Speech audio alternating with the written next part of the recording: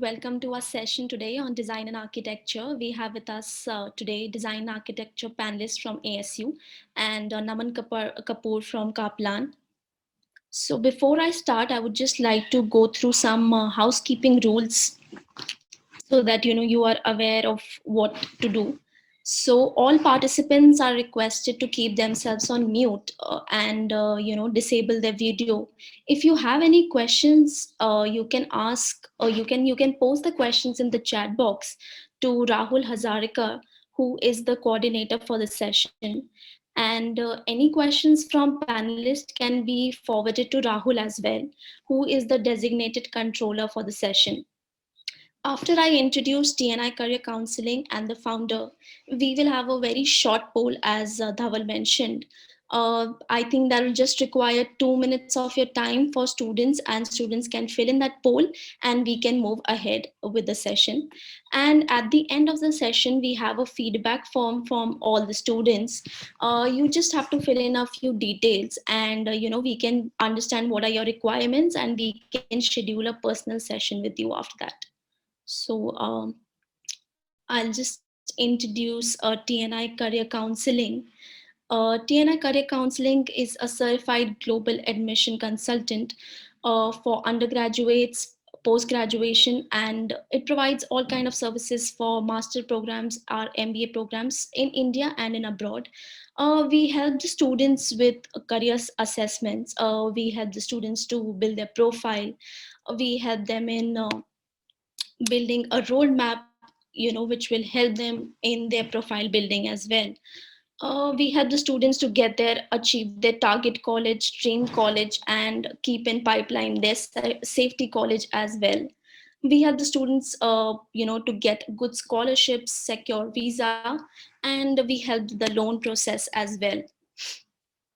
So after this, I would like to introduce our moderator today, who is the founder and CEO of TNI Career Counseling, that is Mr. Mehta, Dhaval Mehta. Mr. Dhaval Mehta is an expert career coach who has 17 years of experience as a career coach. And he is a graduate from University of Michigan and Columbia University. He is an ACAC certified member and is also currently pursuing his MBA from Cornell University. So we have Mr. Mehta on board. Next, I would like to introduce to you our mentors and advisors. These are some of our mentors who are experts in their respective fields and have graduated from top universities. Now I would like to invite Mr. Dhaval Mehta, who will, talk to you guys about the flow of the webinar in short, and also introduce our panelists for the day. Thank you. Thank you very much. Thank you, Sonika. That was a lovely introduction. Good morning to everyone in the US and good evening to everyone here. Lovely to have you all join us. Welcoming Marc, Corie, and team. Lovely to have you here. Welcome, Philip and Christy. Thank you, Naman, for organizing this session. Lovely to have you here. And welcome to all the students. I know design and the arts is a very broad area. There are a number of degrees that are available in this area as well. And I'm sure that the session today is going to highlight many aspects of architecture and design and the arts.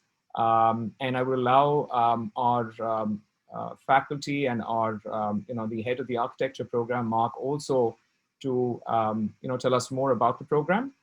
Going back to the flow of the program, if I can see that slide.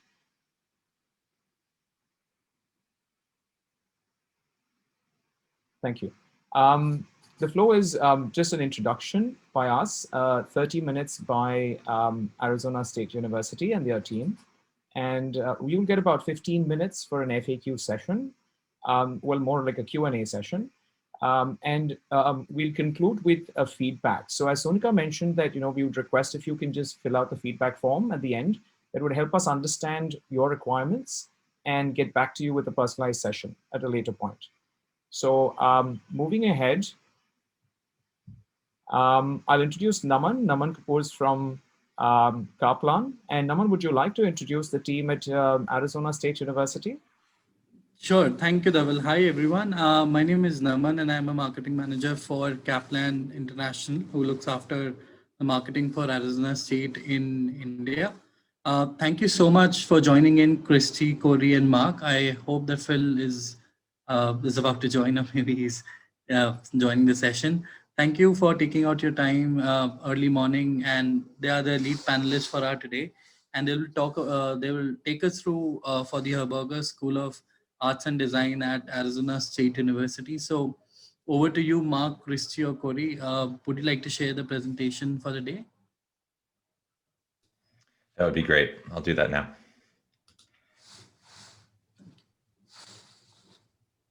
Okay, I'm going to share my screen. Okay.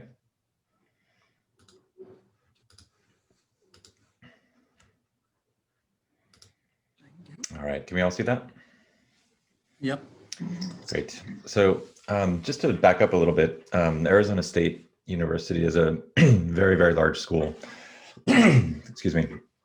We are situated within the Herberger Institute for the Design and Arts, and we are in the design school. The design school has a series of programs. We have architecture, landscape architecture, visual communications, interior design, and industrial design. So all 5 of those programs are situated within the design school at ASU. I'm going to talk a little bit about architecture, but I'm happy to also talk about the other programs within the design school. So just to continue the introductions, my name is Marc Neveu. I'm the head of the architecture program here at ASU. We're joined by Corie Cisco and Christy Brown, who are both graduate coordinators, and they're the folks who are really going to help you out with your applications, really answer any questions you have about the process. And I'm happy to answer any questions about the curriculum, the programs, the degrees, etc. So to begin, ASU is a comprehensive public research university measured not by whom it excludes, but whom it includes in how they succeed, advancing the research and discovery of public value and assuming fundamental responsibility for the economic, social, cultural, and overall health of the communities we serve. Now, this is important because this is the mission of the university. I arrived at ASU 3 years ago. I moved here from Los Angeles, and one of the reasons I moved was in fact because of this mission. It is an inclusive place. It's a place that we want to have impact in the world. And we do that not by doing things as they've been done, but we do that through innovation. And ASU is #1 in innovation, has been for the last 5 years.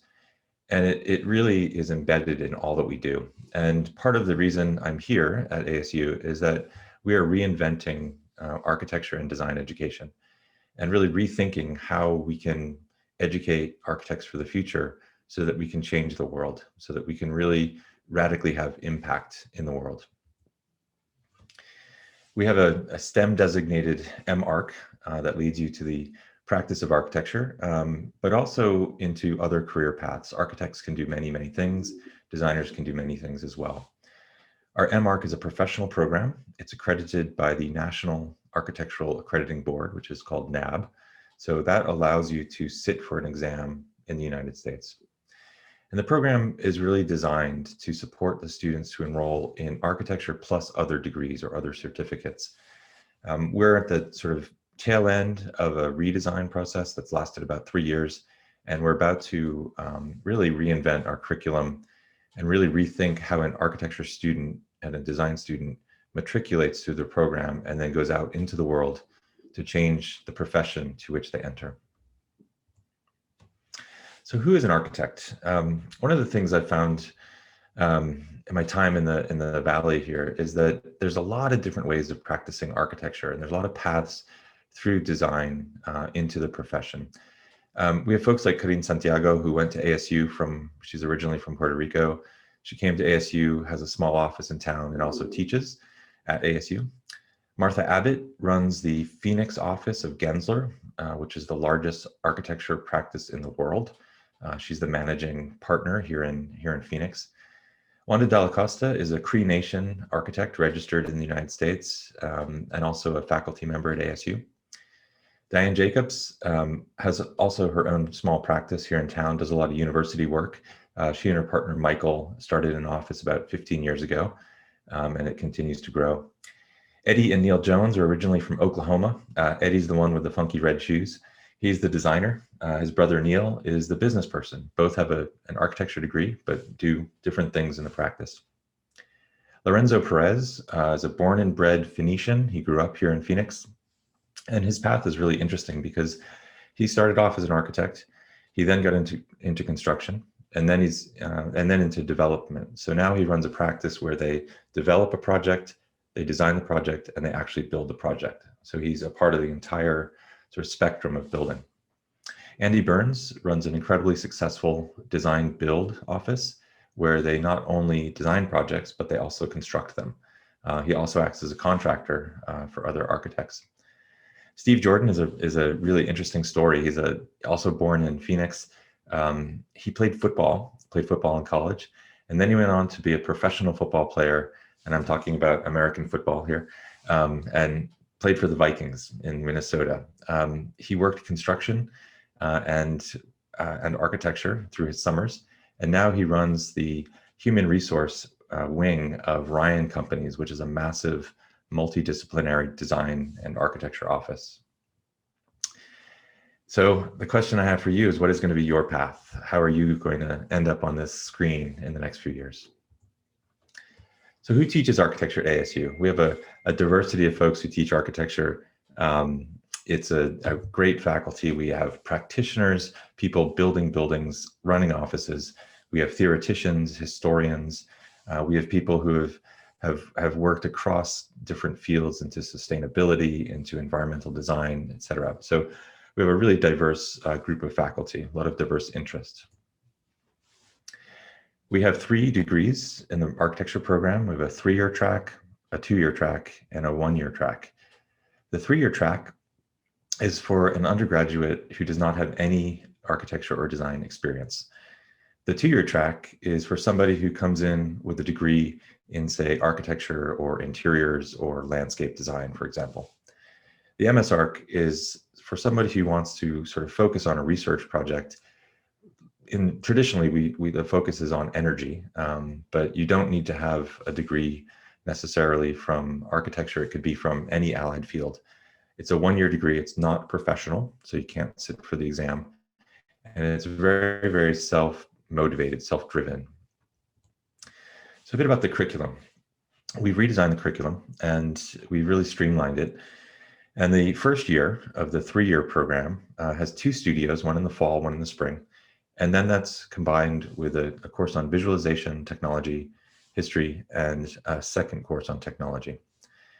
The second year of the 3-year program, which is the first year of the 2-year program, also has 2 studios, and then courses in visualization, history, theory, and technology. And then the final year, again, has 2 studios in the fall and the spring, and then courses in research, theory, practice, and technology. And we try to frame those years under the general topics of iteration, integration, and then innovation. So really building upon your knowledge through the year. What this does, it's a 12-unit semester, each semester. And what this does is it allows for our students to take other courses, right? It allows you to get another credential. Maybe you're interested in real estate or construction. Our schedules allow you to do that. Maybe you want to work, right? Many of our students are working part-time during school. And so our schedule and our kind of organization of the curriculum allows you to do architecture plus something else. And we have a lot of things at ASU to do. So there's a fantastic School of Construction. We have School of Sustainability. We have a Center for Real Estate Theory and Practice. We have a School of Geography, a lot of different programs, graduate programs around the university that we really want to help our students leverage and really take advantage of it. And our students are doing that already. Niti graduated last year with a degree in construction management and architecture. Abdullah graduated last year as well with a graduate degree in architecture plus sustainability. Selena also graduated last year with a degree in architecture plus community solutions, and she was looking at traditional food networks and how traditional cultures have been brought together around food. Nathan worked on a project that was architecture plus biomimicry and developed a parametric program to determine best practices for different types of situations. And Holly graduated a few years ago with a degree in architecture plus real estate development. Namitha graduated with a degree in architecture plus urban design. She's now working in Boston, designing campuses, actually college campuses. So that mix of architecture plus something else is already happening, and we really want to support our students to do that. So we have a number of ways for our students to get involved, to meet other students and really sort of have some impact, also to develop your networks. We have the National Organization of Minority Architects, which has doubled in membership in the past year. It's a really growing organization. We have the American Institute of Architecture Students, which is the student wing of the AIA, which is a national organization, not unlike your NASA. And then we have LASO, which is the Latinx Architecture Student Organization. And this group is something that was, it was a group that was actually formed here in Phoenix and is growing quite quickly. It's a fantastic group. So you're in school, what happens after you graduate? That's always a big question. We like to start thinking about that before you graduate. And so we have an internship program that's part of our degree. We actually get you out into an office. We have a studio night, which is going to happen in February in a couple of weeks. This year it will be virtual. But what that does is it brings firms and students together to kind of match each other. So as I said, there's a variety of different ways of being an architect here in the Valley and elsewhere. And what we want to do is make sure that the students are paired with the right professional. So we really help you to get involved professionally. The other thing I should say is that Phoenix, while it's a massive, well, maybe not massive for Indian terms, but it's a large city in the US, 5 million people. We are really the big program in town. And so the architecture community here in Phoenix is very, very connected to ASU. And so every time I go into an office, there's always an ASU alumni there, and there's often many. And so it's a really nice connection. When I was teaching in Los Angeles, there were 5 or 6 schools of architecture, and there were always people from other programs. So it was always a little bit more difficult. Here, we really have connections with firms. It's a great connection. And as I mentioned, there are a lot of different things you can do after you graduate. You can go on to be an architect, a designer, maybe a contractor or facilities manager. You could become a BIM manager or an energy modeler, developer, or even a public servant. I have a personal goal to educate architects to become politicians. So it would be wonderful if our next president was actually educated as an architect, and I'm hoping that she'll invite me to the next inauguration. So we're hoping. All right. Process. 2 parts to it, relatively simple. The first part is through the graduate college. You need to supply an application and transcripts. GRE scores are not needed, so that's an important thing to keep in mind. The next part is really for us to look at, and that's on Slide Room. And you need a portfolio, it's a PDF, a statement of purpose, and email addresses for 2 people who will offer you a recommendation. And I should say that for 2-year students, the portfolio is really important. For students, we don't expect a portfolio. The portfolio should show a diversity of work. It should really be your voice. We don't need to know all of the work you've done in your office, but what have you done? What is your sort of background? I also want to mention that we will continue to accept applications until February 15th, 2021. If you have any questions about the application process for the entire design school, you can reach out to Corie and Christy, who are on the call. Designgrad@asu.edu is an email that they share, and so they're always checking it. So if you want to email there as well. And when we hopefully get back to campus full time, you can stop by and visit us in the College of Design North, first level, and that's where Corie is today. She's actually in the office. So please like and follow us on social media. At ASU Design School is our typical tag.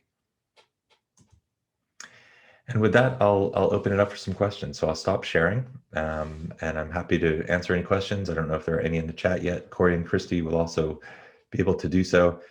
Phil Horton, our interim director of the design school, has also just joined us. So welcome, Phil. And I really look forward to meeting you all. Thank you for taking some time, and I look forward to some questions. Great. Thank you so much, Marc. That was an impressive presentation. I think that was amazing. I loved it. I thought it covered everything possible, and I think right from internships to studios and the curriculum, I think it's giving every opportunity to a student to really experiment in each one of those degrees, and the plus point is that it's a STEM program. So, you're actually getting those 3 years to stay back and decide what you really want to do. So brilliant, I must say. Yeah. I also want to mention that our Master of Landscape Architecture, Master of Industrial Design, and Master of Science and Innovation and Venture Development are also all STEM. That's a note that Corie dropped in the chat, but it's important to keep in mind because I know that that extra year it can be huge. So we're really happy to be able to provide that. Absolutely. Thank you so much. I think it's it's amazing. And what I was going to do is probably just put a quick poll out there just so that, which I actually forgot to start with. And before we kind of get to questions, yeah, I kind of missed that. Yeah, if all the students can just kind of fill in this poll, just give us a little bit of a better idea where you're joining from. And then if you can put your questions in the chat box so that, they can be replied to and we can get to them soon enough.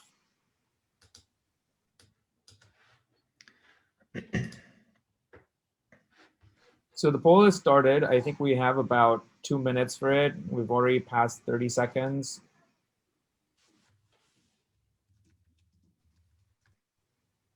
Okay, students.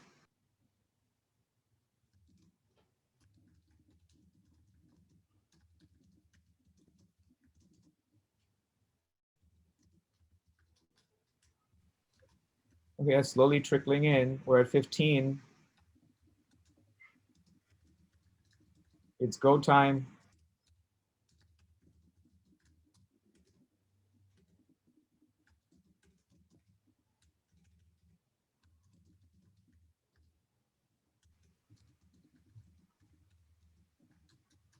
No, this is not a pop quiz.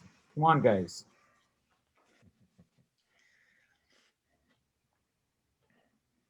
Okay. Okay, we're at 21, 22.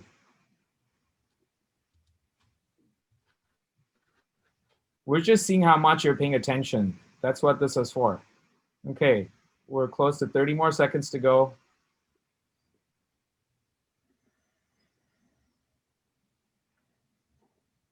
We're at 24. We just need 10 more answers. Come on, guys. I'm going to see who's going to make it in the next 15 seconds.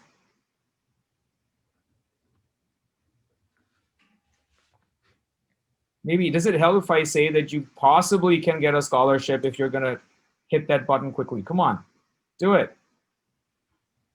All right, we're only 6 answers away. Okay, 85% have voted. I'm actually giving you some grace time here. We're like 5 answers away. Okay, I'm gonna close the poll now, but thank you very much. All right, I'm just gonna end the poll. And I'm just gonna share the results. Great, thank you everyone. It seems like they're from other cities and not just the metro cities, which is great to know. There's also a lot of first-year students, third-year, and fifth-year students, which is also very positive. Thank you.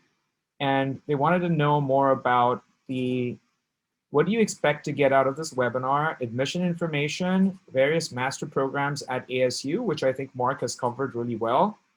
And you can, of course, put up your questions, and then scholarships, and then why study in the US. And finally, a fun hand on the heart, are you wearing PJs right now? And 83% are. What do you know? Great, fantastic. Thank you so much, everyone. This is a great poll, and opening this for questions. I think that the questions that we have is, can we take law as an elective, like, architecture arbitration? Marc, anyone else who wants to take this question? Yeah, so the law school has a very, because it's a professional program as well, it has a pretty strict curriculum. We don't have anything specific to architectural arbitration offered, but you can, with permission, take courses in the law school. So it's a little trickier because they're because they're a professional program like an MBA, for example. So they're kind of closed off, but we can take courses on a singular basis. But at present, we don't offer architectural arbitration. The next question about work experience, we do have a required internship, and that's it's not a full summer. There are a number of hours required, but it is required as part of the program. Corie, do you know the exact number of hours? I believe it's 95, Christy, is that correct? It's 90. The A1 requirement is 45 credits, 45 hours per credit. I think the question, though, might be a question of whether or not work experience is required to get into the program, meaning does a student have to have professional experience before they apply? And if that is the question, it's not a requirement. However, it's quite common that students will submit portfolios that include both their academic work and professional experience. And in their statement of purpose, we'll talk about both and how that has helped them to establish their sort of plan for how they would like to move forward with their next steps in higher education. I can take the next question. So can I still apply for fall 2021? The answer is yes. We are accepting applications until February 15th. After that point, we will go on a rolling basis, meaning the 15th of every month, we will continue to accept applications up until the fall semester begins, which is in August. And then a little bit more about the scholarship. So I'm going to put a link in here that shares some information about our design school scholarships you can apply for. But when you do apply to the program, the admissions committee for whatever program you are applying to will review you for certain recruitment scholarships. And then for two-year applicants, you'll be reviewed for teaching assistant positions. Those are highly sought after in terms of international students because it gives a large tuition award. So it covers 50% of tuition, which is really great. And then you will receive a stipend check of $4,400 US during the semester you are a TA. So that is also an additional bonus for the TA positions. And I can talk a little bit about the next question about the statement of purpose. Phil and I read a lot of these. We're both part of the committee that looks at the applications, and what strikes me most is a good story. I want to hear about you. I want to hear who you are. It's not a kind of regurgitation of all the accomplishments that you've made, which I can see already. I can see in your CV or your portfolio. So I'm just curious about you. I'm curious to get to know where you're coming from and what your experience has been and why you want to be in the program. And I'm of the mind that there are a lot of really good architecture programs and design programs around the world. So what is it about ASU that really is important? How are you going to thrive here? We think you can, but we want you to know what you're getting into. So that always helps. And I don't know, Phil, you want to add to that or not? I think that's really well said. At the end of the day, I think one of the things that Marc talked about in his presentation, this idea of Architecture Plus and students being able to pursue multiple degrees, the intention there is we are really hoping to set our graduate students up, not just to be successful in making their way into the profession, but really getting into a position where they can help transform the future of the profession into which they're entering.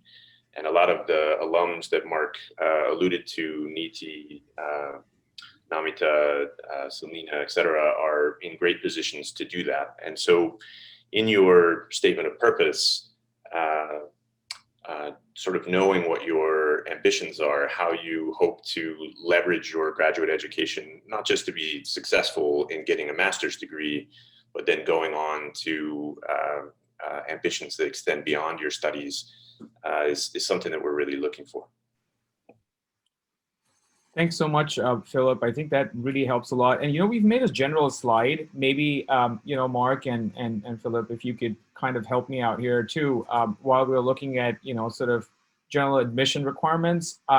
We're looking at a statement of purpose, a resume that kind of includes their past internships, any professional experience that they have, their academic performance, their activities and honors and awards, and maybe a portfolio, and their transcripts, and then of course 2 to 3 letters of recommendations. So if you could just kind of go through a bit more. So I could see these being as general requirements, but if they're specific to different programs, it would be great if you could kind of talk about that as well.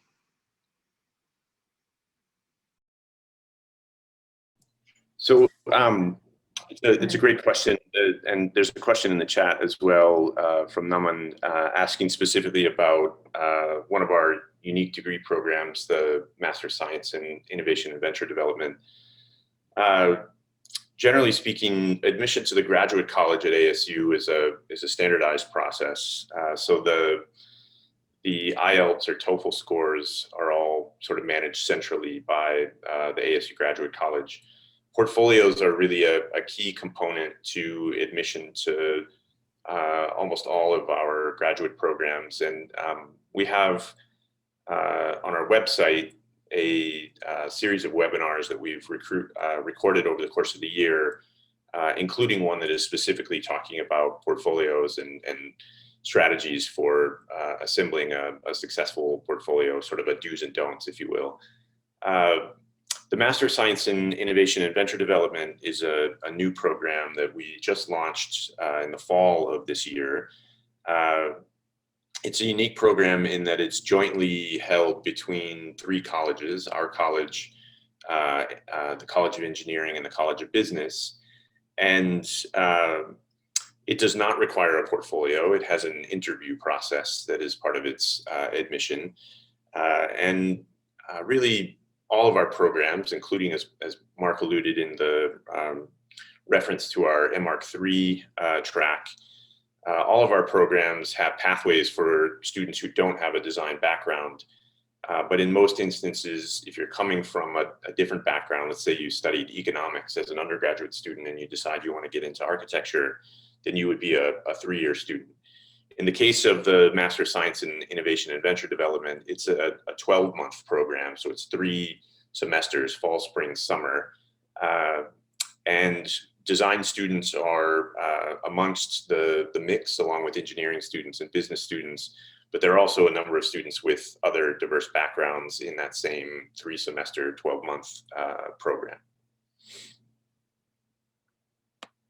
Thank you. I think that makes it very clear, in terms of, the requirements for the program. And they're all very different and very, I think, very useful in terms of the kind of coursework. And another question I had is, just from what I understand, is that, your standard sort of, class sizes are they about 70 to or 100 plus in terms of these programs?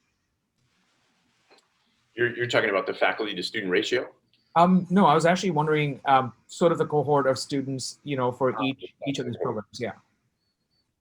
So, that varies as well by discipline. So that Master of Science in Innovation and Venture Development, or what we call the MS-IVD, the opening cohort has about 35 students in it. The Master of Architecture program is our largest program within the school, and the cohort that will be graduating this year has about 65 students in it. And then we have a number of other degree programs, including some other STEM-based programs. The Master of Industrial Design, I think, has about 17 students in its cohort that will graduate this year. The Master of Landscape Architecture is also a STEM-based program. It has a considerably smaller cohort, about 5 or 6 students. So it really varies pretty widely. One thing that's really great is that all of our programs are cohabiting. We're all in the design school, and the studios are all sort of lofted together. So in many instances, students have close ties to the peers within their cohort, but they also get to know students across many different disciplines. And we have a really amazing and richly diverse mix of students across a number of these programs, mix of students from different parts of the world or different parts of the country, as well as students with different ages. And in the case of our 3-year cohort, students with a number of different backgrounds in terms of what they studied previously, and in some cases what their careers were before then deciding to pursue a degree in architecture or design. Great, thank you. That's really useful. And I was talking to Marc about the weather. I think the biggest plus point is the weather. I think we didn't talk about that at all. It's funny though. Well, I was coming from Los Angeles, as I mentioned, and I arrived here in the summer, and it was a bit of a shock. I have to say, the summer is not cold. It was quite warm. But as our president, Michael Crow, has said, it's one of the only universities where the weather just gets better and better through the year. And so once you get through September, it's like one weekend happens where the weather just changes and it becomes beautiful for the next 8 months. So it's a great landscape. It's also, I think it's a really interesting place to think about design, because the environment is so apparent all the time, right? You really need to think about how what we make is affecting and affected by our environment that we're in. And you really, it goes from issues of sustainability and climate, but also to just issues of landscape and how do you build something in this landscape that's really kind of magical? What's the appropriate response? So there's a lot to that question. And no snow. I have to say, Deval, especially for our students who come from India, I think that coming to a warm climate is not a challenge. I think in many instances, what we hear from our students is that their peers who have gone to Toronto or to Boston or to Minnesota are quite shocked at just how cold it is. For many, the snow is something that sort of has a certain amount of charm for a moment, and then months into being surrounded by snow, that charm wears off. And having had the amazing opportunity to travel with Holly Singh, the director of our International Student Scholars Center, throughout India on a couple of different trips, I think in many ways transition to a warm environment in a city like Phoenix is probably a welcome transition for many of our students. And you're right, it really is a kind of secret weapon that we have when students are looking at different schools and different options. The weather here is amazing, but also speaking of the landscape, even though it's the 5th largest city in the US and oftentimes the fastest growing city in the US, there's quite a bit of open space. We're surrounded by a number of amazing hiking opportunities. If students do want to experience snow, a 2-hour drive north will take you up to Flagstaff. You go from being, I don't know what it is in meters, but 1,500 feet above sea level here at ASU to 7,000 feet above sea level when you get up to Flagstaff. And you go from sort of low desert up through high desert into mountains and forests of aspens and pines. And then another, hour and a half to the west, you're at the Grand Canyon. It is really an amazing landscape to experience. I come originally from Chicago, where unless you're driving into Lake Michigan, you can drive 2 hours in any direction from Chicago, and your elevation change is probably less than 100 feet.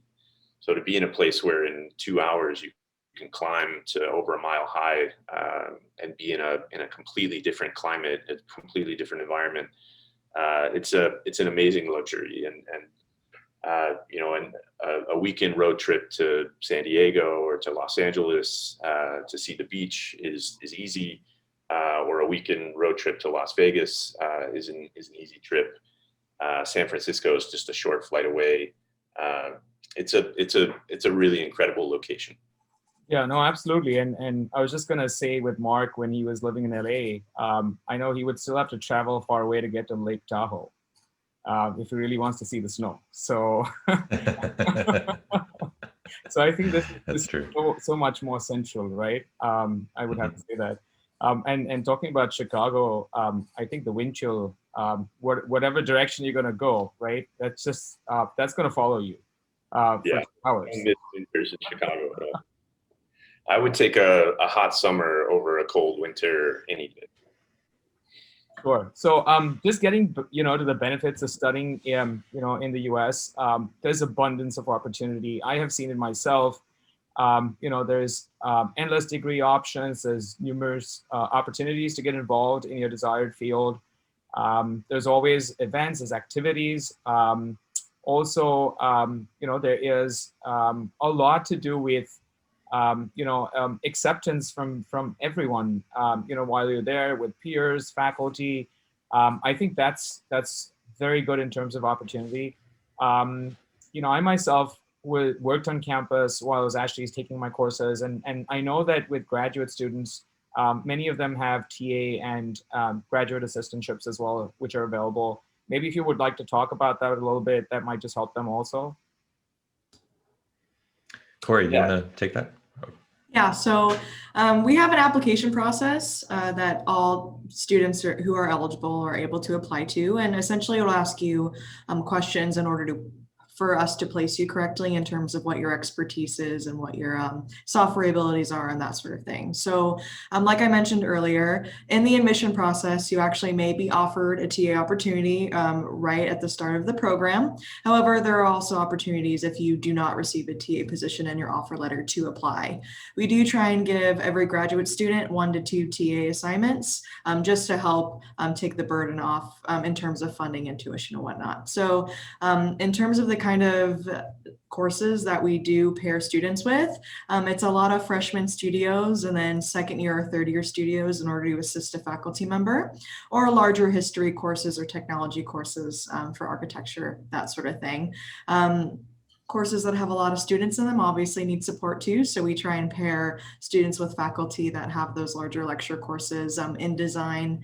I mean, that does range in terms of what sort of program you are applying to. So pretty across the board, we try and get graduate students to help with the larger lecture courses and then the studio courses as well. And like I mentioned, we will be pairing you accordingly with classes that fit your expertise and your interests. Great, thank you, Corie. I think that was very informative. And then I think that as far as scholarships, like you did mention, and you've sent in some links so that students can actually see those as well. In general, do students tend to get some form of scholarships if they're actually doing well in academically when they apply? So there's a few options that we have in terms of scholarships. So there is the one that I mentioned before is recruitment scholarships. So they are offered that in their offer letter, and it will outline the details of that. And it ranges in terms of amount, but the lowest we give is $2,000 US, and the highest I believe that we have at this point is 5,000. Like I said, TA positions are really what is sought after in terms of international students, because that helps with tuition more than some of our recruitments. But we try and pair the two in order to provide a decent amount of funding for students, because I know international student tuition is higher. So in terms of other opportunities, there are some ASU scholarships that Christy posted a link to as well that everyone, I welcome you to go ahead and look through those to see what you're eligible for and whatnot. The criteria does range in terms of if you're eligible.